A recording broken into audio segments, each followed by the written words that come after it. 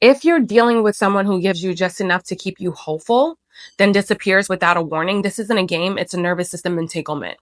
And if you don't know how to handle it, it can literally erode your self-trust really, really fast. So let's talk about exactly what to do when you're dealing with breadcrumbing or push-pull dynamics. Before you respond, pause. Your nervous system is likely interpreting this person's inconsistency as a personal threat or challenge. That alone tells you something.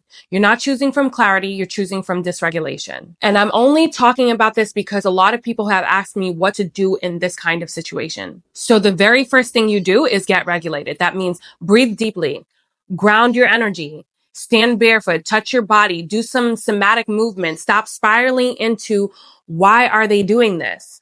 You are not here to decode them. You're here to decode your own reaction.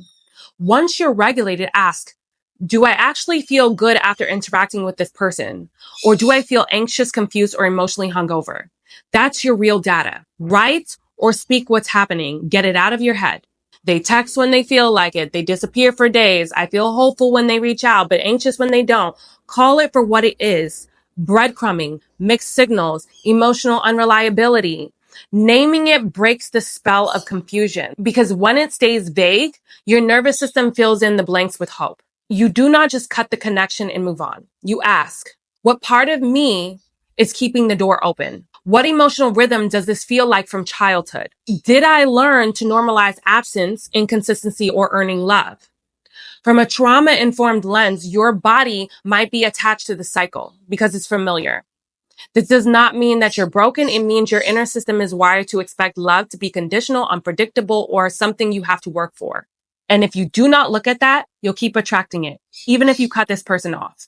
Once you're clear on your end, then you speak up. Say, I've noticed a pattern where you come close, then you pull away. That's not something I can build trust around. Are you aware of the dynamic on your end? Pay attention.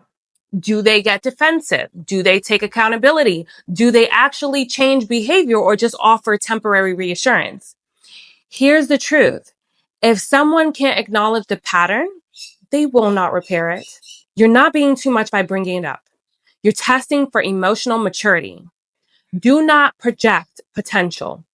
Don't get stuck in their soul, their story, or their trauma. You're not here to date what's possible. You are here to honor what's present. You can have compassion for where someone is and still choose not to engage with it. Energetically, alignment isn't about love. It's about coherence. Does this connection stabilize my system or fragment it? If it's the latter, the most loving thing you can do for them and to yourself is to step away. You don't need to slam doors or send long essays. You can simply say, this does not feel aligned with what I'm creating. I'm choosing not to continue. No ultimatums, no power plays. Walking away from a push-pull dynamic isn't punishment. It's self-regulation in action. You are teaching your system, we don't stay where love is confusing. We only stay where love is consistent. And when you do that consistently, you rewire your baseline for love. After you walk away, your nervous system will probably protest. The adrenaline will drop, the highs will stop. That is normal. This is when you breathe, journal, regulate, and reflect on this. What did I just teach my system about worth? Because walking away from mixed signals is a radical act of self-respect. This is how you reestablish internal coherence. You show yourself, I don't need to chase. I don't need to wait.